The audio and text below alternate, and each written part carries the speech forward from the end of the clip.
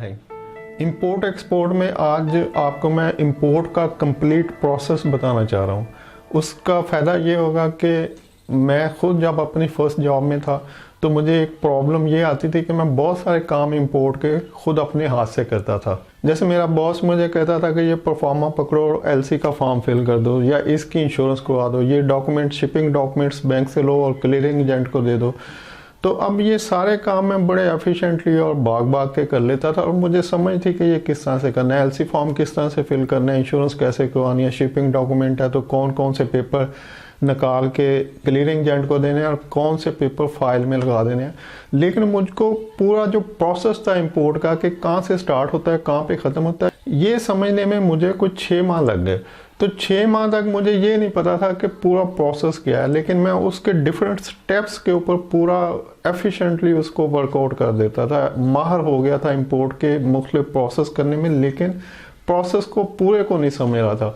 तो वो सारे लोग जो प्रोक्योरमेंट की जॉब करते हैं, सप्लाई चेन की करते हैं या इंपोर्ट को सीखना चाहते हैं, तो उनके लिए एक पूरा कंप्लीट प्रोसेस पहले अंडरस्टैंड कर लें कि इंपोर्ट कहाँ से स्टार्ट होती है, कहाँ पे ख़त्म होती है। फिर हम जब नेक्स्ट आगे जो वीडियो आएंगी उनमें डिफरेंट मतलब एक टॉपिक पे एक ही वीडियो होगी 2, 4, 5 मिनट की, तो उस वक्त आपको ये समझ होगी कि इस पूरे प्रोसेस में कौन से हिस्से को डिस्कस किया जा रहा है। तो देखें यहाँ पर नंबर 1 तो है प्रोक्योरमेंट। प्रोक्योरमेंट को हम समझ लेते हैं कि आपको प्रोक्योरमेंट का पूरा प्रोसेस पता है। अगर आपको नहीं पता तो आप हमारा जो ये चैनल है इसकी प्लेलिस्ट में जाएं और प्लेलिस्ट में प्रोक्योरमेंट को खोल लें, तो वहाँ पे वीडियो अवेलेबल है प्रोक्योरमेंट के बारे में कि प्रोक्योरमेंट क्या होती है। तो हम फ़र्ज़ कर लेते हैं कि आप ऑलरेडी प्रोक्योरमेंट को जानते हैं, यानी कि प्रोक्योरमेंट का सारा प्रोसेस आपको पता है। तो जब आपको प्रोक्योरमेंट का प्रोसेस आप कंप्लीट कर लेते हैं कि आप सोर्सिंग कर लेते हैं, आप नेगोशिएशन कर लेते हैं, आप कोटेशन इकट्ठी कर लेते हैं, कंपैरिजन बना लेते हैं और उसमें से एक को फाइनल कर लेते हैं कि इसको ऑर्डर देना है, तो वो जो जिसको आपने ऑर्डर करना है प्रोक्योरमेंट के प्रोसेस में कि इस बंदे को ऑर्डर देना है, ये सप्लायर को कंपनी को देना है, तो उससे फिर आप एक परफॉर्मेंस वाइस लेते हैं, एक फाइनल उसकी कोटेशन लेते हैं। तो उस कोटेशन को कहते हैं परफॉर्मेंस वाइस। जब इंपोर्ट में हम बात करते हैं तो हमने वो सारा प्रोक्योरमेंट का प्रोसेस करके फाइनली जिस सप्लायर को फाइनल किया कि इसको ऑर्डर करना है, हम उसे कहेंगे कि भाई आप अपना परफॉर्मेंस वाइस दे दें। परफॉर्मेंस वाइस एक किस्म का कॉन्ट्रैक्ट होता है, इसको कॉन्ट्रैक्ट भी कहते हैं। जो चाइनीज़ सप्लायर हैं वो इसको कॉन्ट्रैक्ट कहते हैं और बाकी दुनिया में इसको परफॉर्मेंस वाइस कहते हैं, लेकिन दोनों भी कह सकते हैं आप, कॉन्ट्रैक्ट, परफॉर्मेंस वाइस या कोटेशन, मतलब एक पूरा कंप्लीट फॉर्म होता है। और ये जो माइनर डिटेल हैं कि परफॉर्मेंस वाइज कैसा होता है, क्या पैटर्न होता है और आगे और चीज़ें जो मैं डिस्कस करूँगा, इन सब के ऊपर फिर नेक्स्ट डिटेल वीडियो आएंगी। तो अभी आप ये समझ लें कि परफॉर्मेंस वाइज कोटेशन है, कॉन्ट्रैक्ट है, एक फाइनल पेपर है जिसके ऊपर आगे आपने ऑर्डर करना है। तो इस परफॉर्मेंस वाइज के पीछे पूरा प्रोक्योरमेंट का प्रोसेस आप ऑलरेडी कर चुके हैं, जिसमें से सोर्सिंग से लेके RFQ, कोटेशनिंग लेना, कंपैरिजन बनाना वगैरह वगैरह सारा कुछ शामिल है। तो यहाँ पे आपने फाइनल कर दिया कि इसको ऑर्डर करना है, इससे परफॉर्मेंस वाइज ले लें। तो जिसको ऑर्डर करना है उससे आपने परफॉर्मेंस वाइज लिया। तो यहाँ से इंपोर्ट का प्रोसेस फिर शुरू होता है, इससे पीछे प्रोक्योरमेंट का प्रोसेस था। तो जब आपने परफॉर्मेंस वाइज ले लिया सप्लायर से, तो इस परफॉर्मेंस वाइज की जो अमाउंट होगी उतनी अमाउंट का प्लस 10% करके, जैसे कि अगर $100 की अमाउंट है तो $110 यानी $110 की आप इंश्योरेंस करवाएंगे। अब ये इंश्योरेंस का क्या प्रोसेस है ये भी अगली वीडियोस में आएगा और कैसे करवाई जाती है, कौन से डॉक्यूमेंट्स होते हैं। अभी हम सिर्फ डायग्राम देखते हैं कि प्रोसेस क्या है। तो हमने सप्लायर से परफॉर्मेंस वाइज लिया जिसे हमने इंपोर्ट करनी है, उसके बाद उतनी अमाउंट जो परफॉर्मेंस वाइज की है, जो वैल्यू है उस इंपोर्ट की जो हमने मंगवानी है, वो प्लस 10% करके, अब 10% की होता है ये भी नेक्स्ट वीडियो में बताऊंगा। तो 110% की हमने इंश्योरेंस करवा ली लोकल किसी कंपनी से पाकिस्तान में, जहाँ पे हमने जो इंपोर्ट कर रहा है ये उसको करवानी पड़ती है। यानी ये स्टेट बैंक की रिस्ट्रिक्शंस हैं कि आपकी जो कंसाइनमेंट आ रही है वो सिक्योर्ड हो। तो हमने 110% की इंश्योरेंस करवा ली। इंश्योरेंस करवाने के बाद हम ये परफॉर्मेंस वाइज और ये इंश्योरेंस की कापी और एक बैंक से लेटर ऑफ क्रेडिट का फॉर्म मिलता है। बैंक से वो लेटर ऑफ क्रेडिट, इसको एलसी भी कहते हैं, LC mean letter of credit. तो बैंक से हमने एलसी का फॉर्म लिया और उसको फिल किया। अब इस एलसी के अंदर जो भी फिलिंग होती है वो भी परफॉर्मेंस वाइज के पर्टिकुलर्स ही होते हैं। इंपोर्टर के पर्टिकुलर, एक्सपोर्टर के पर्टिकुलर, उसकी अमाउंट, गुड्स की कंसाइनमेंट, क्या चीज़ें हैं, क्या डिस्क्रिप्शन है, उसका एचएस कोड वगैरह वगैरह। और इसके ऊपर भी नेक्स्ट डिटेल वीडियोस आएंगी। तो अभी आप यही समझें कि परफॉर्मेंस वाइज आया, उसके बाद उसकी इंश्योरेंस होगी, इंश्योरेंस के बाद ये लेटर ऑफ क्रेडिट का फॉर्म फिल करके ये दोनों चीज़ें उसके साथ लगेंगी और बैंक को दे दिया जाएगा। बैंक एक एलसी खोल देगा। एलसी का प्रोसेस ये होता है कि हम अपने बैंक को, जिस जगह हमारा अकाउंट होगा, यानी जो बंदा इंपोर्ट कर रहा है उसका जिस बैंक में अकाउंट होगा वो वहाँ से एलसी खुलवाएगा।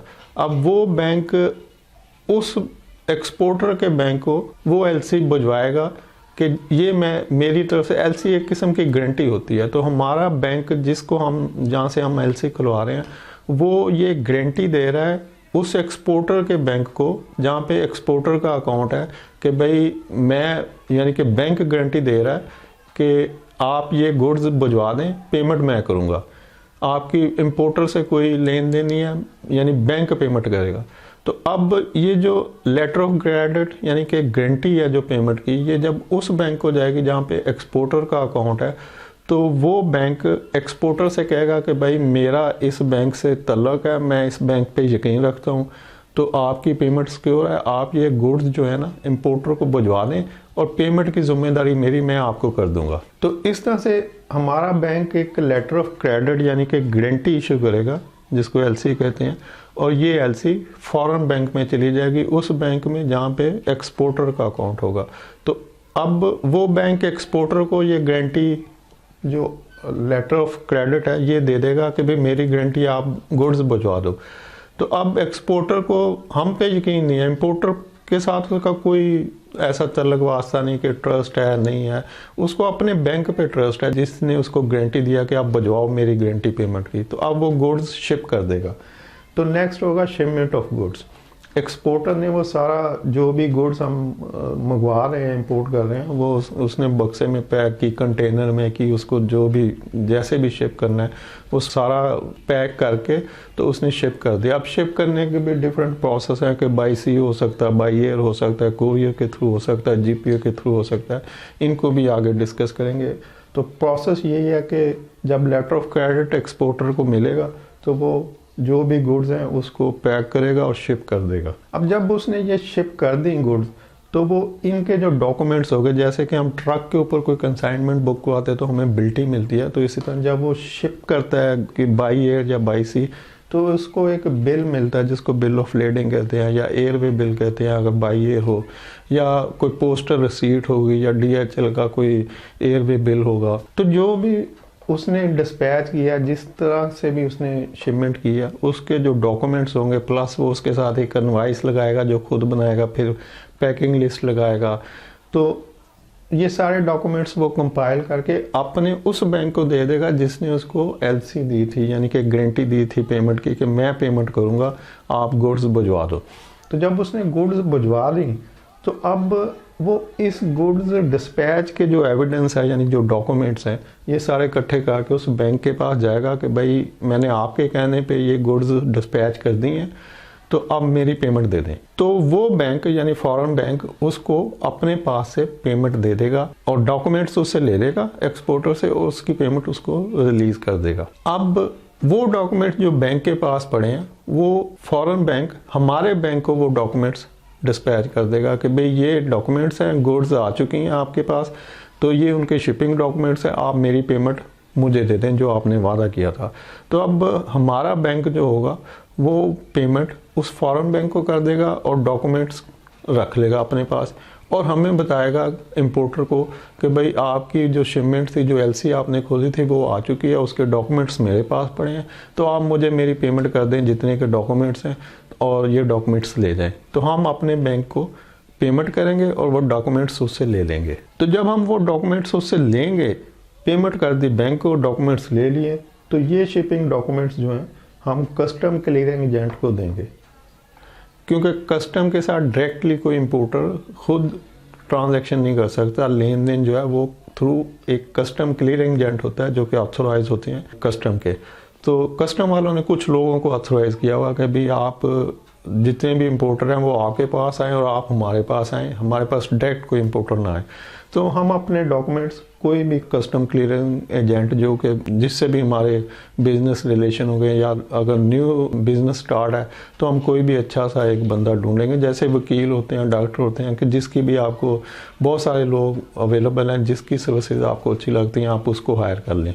तो हम एक कस्टम क्लियरिंग एजेंट हायर करेंगे और उसको डॉक्यूमेंट्स देंगे कि भाई ये हमारी कंसाइनमेंट है, ये डॉक्यूमेंट्स हैं, तो इसको आप क्लियर करवा दो। अब ये कस्टम क्लियरिंग एजेंट उसका प्रोसेस करेगा, जो भी डॉक्यूमेंट्स चाहिए होंगे, ये भी नेक्स्ट बताएंगे कि कौन से डॉक्यूमेंट्स चाहिए होते हैं कस्टम क्लियरेंस में, कैसे प्रोसेस होता है। तो अब ये बंदा वो सारा प्रोसेस करेगा, जो भी उस पर कस्टम ड्यूटी होगी, सेल टैक्स, इनकम टैक्स वगैरह वगैरह, जो गवर्नमेंट के ड्यूज़ हैं वो हमसे चार्ज करेगा और गवर्नमेंट को डिपॉजिट करवा देगा, कुछ अपनी फ़ीस लेगा और हमारी जो कंसाइनमेंट है, जो गुड्स हैं, उसको क्लियर करवा के हमारे स्टोर में डिलीवर कर देगा कि भाई ये आपकी चीज़ें हैं, आ गई हैं तो संभाल लें।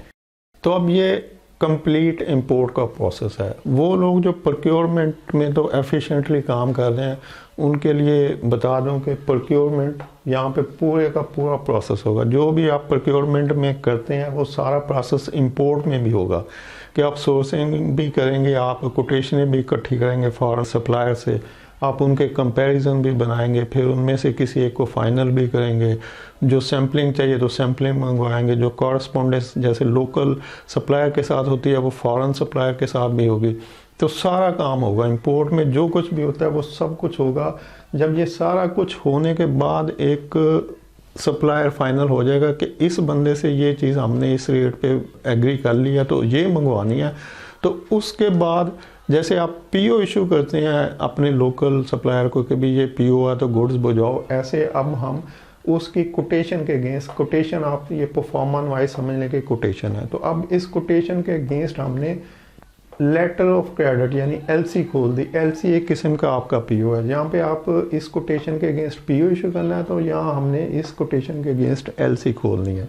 एलसी खोलने से पहले हमें उसकी इंश्योरेंस करवानी पड़ेगी, तो ये एक एडिशनल चीज़ है कि हमने इस कोटेशन के अगेंस्ट इंश्योरेंस करवाई, इंश्योरेंस करवा के उसका पीओ यानी कि एलसी खोल दी। तो ये पीओ है एक किस्म का। आपने ये पीओ अपने सप्लायर को भिजवा दिया कि भाई ये एलसी जो है ये आप मैंने खोल दिया तो आप शिपमेंट करो।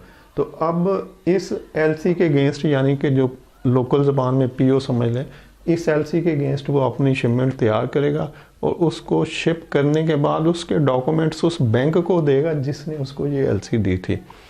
यहाँ से हमारा बैंक एलसी खोलेगा और उसके बैंक को सेंड कर देगा। तो अब उस एक्सपोर्टर का बैंक वो एलसी एक्सपोर्टर को देगा, उससे कहेगा शिपमेंट कर दो, पेमेंट मेरी जिम्मेदारी। तो शिपमेंट जब एक्सपोर्टर करेगा तो वो शिपिंग डॉक्यूमेंट जो होंगे, जो बिल्टी होगी उस कंसाइनमेंट की, प्लस इनवॉइस होगी, पैकिंग लिस्ट होगी, वो सारे डॉक्यूमेंट्स अपने बैंक से कहेगा कि जी मैंने आपके कहने पे कर दिया तो अब आप मेरी पेमेंट दें।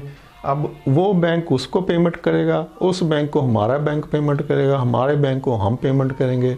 तो इस तरह से ये पूरा प्रोसेस कंप्लीट हो जाएगा और ये शिपिंग डॉक्यूमेंट फाइनली जो वहाँ से शिप हुए थे सप्लायर के एंड से यानी एक्सपोर्टर ने जो भिजवाए थे अपने बैंक को, फिर हमारे बैंक को, फिर हमारे बैंक ने हमें दिए, तो ये शिपिंग डॉक्यूमेंट चले जाएंगे क्लियरिंग एजेंट को, कस्टम क्लियरिंग एजेंट को कि भाई ये कंसाइनमेंट कस्टम से क्लियर करवा दो, इस पे जो ड्यूटीज़ और टैक्सेस आते हैं वो हम आपको पे कर देते हैं।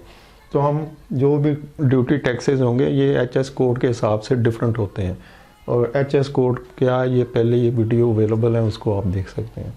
तो अब हमने वो सारे गवर्नमेंट ड्यूज़ जो हैं, sale tax, duty, income tax वगैरह, वो सारे जमा करवाए और अपनी जो गुड्स थी वो कस्टम क्लियरिंग एजेंट से रिसीव की और उनको स्टोर में डिलीवर कर दिया कि भाई ये आपकी चीज़ आ गई है। तो ये इंपोर्ट का कंप्लीट प्रोसेस है। इसमें कोई भी कन्फ्यूजन हो तो आप मुझसे कमेंट्स में पूछ सकते हैं, मैं इसको फिर क्लैरिफाई कर दूंगा। और नेक्स्ट हम इनको डिटेल में डिस्कस करेंगे कि परफॉर्मेंस वाइज क्या होता है, किस तरह का होता है, क्या स्पेसिमेन होता है, उसकी कॉपी लिंक कर दूंगा। इंश्योरेंस कैसे होती है, क्या करना पड़ता है, कौन सी डॉक्यूमेंट्स चाहिए, वो लिंक कर दूंगा। आगे जो जो चीज़ें यहाँ पे चाहिए उनके स्पेसिमेन, फॉर्मेट और डॉक्यूमेंट्स लिंक में आ जाएंगे और उनके ऊपर एक एक डिटेल वीडियो बन जाएगी। लेकिन जो टोटल प्रोसेस है वो ये सारा प्रोसेस है, तो पहले इसको याद कर लें। उम्मीद है इन्फॉर्मेशन पसंद आएगी। वीडियो देखने के लिए शुक्रिया। अल्लाह हाफिज़।